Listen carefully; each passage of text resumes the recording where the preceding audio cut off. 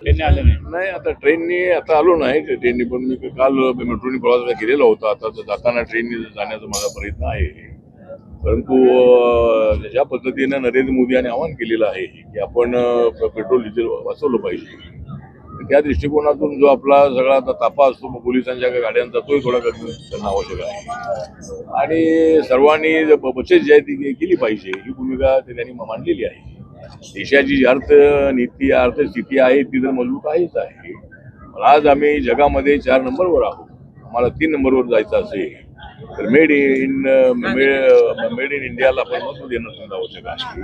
बाहेरची वस्तू खरेदी न करता आपल्या देशात तयार झालेली वस्तू खरेदी करा, ही भूमिका नरेंद्र मोदींची आहे. सोनं खरेदी करून एवढा पैसा त्यामध्ये खर्च करण्याऐवजी आपल्या धंद्यामध्ये जो पैसा लावा, हे त्यांचं म्हणणं आहे. आणि फॉरेनचा जो प्रवास आहे तोही आपण टाळला पाहिजे, ही भूमिका त्यांची आहे. त्यामुळं मला असं वाटतं की अनावश्यक खर्च टाळून आपण आपल्या उद्योगामध्ये तो पैसा टाकला पाहिजे.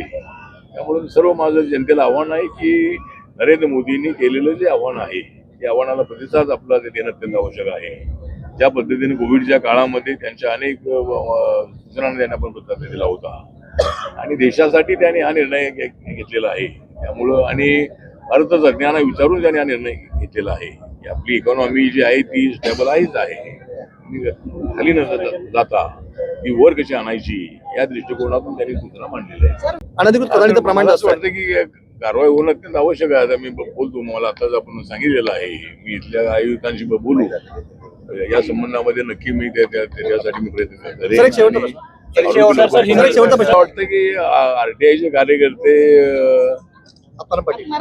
आत्माराम पाटील तर ते या भागामध्येच राहत होते आणि आता जे आरटीआयचे कार्यकर्ते असतात त्यांच्याशी माझे अत्यंत जवळचे संबंध आहेत अनेक ठिकाणचे. त्यामुळे त्यांचं जे काम असतं ते काम ज्या ज्या ठिकाणी निमित्त आहे, ज्या ठिकाणी चुकीचं काम होतं आहे अशा ठिकाणी आरटीआयचे कार्यकर्ते तशी पेपर करतात आणि तक्रार केल्यानंतर त्याची चौकशी होते. त्यामुळं काय ते त्याच्या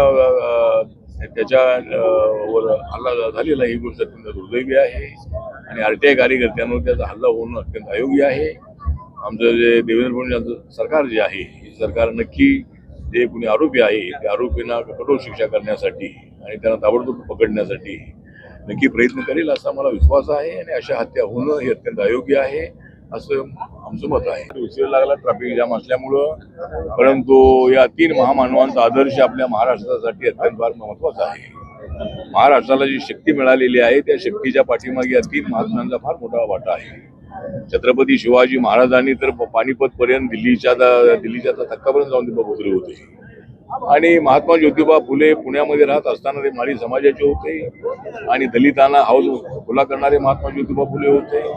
सावित्रीबाई फुलेंना शिक्षण देऊन महिलांना शिक्षण दिलं पाहिजे या भूमिकेचे ते होते आणि दलितांनी सुद्धा शिक्षण घेतलं पाहिजे ही भूमिका त्यांची होती.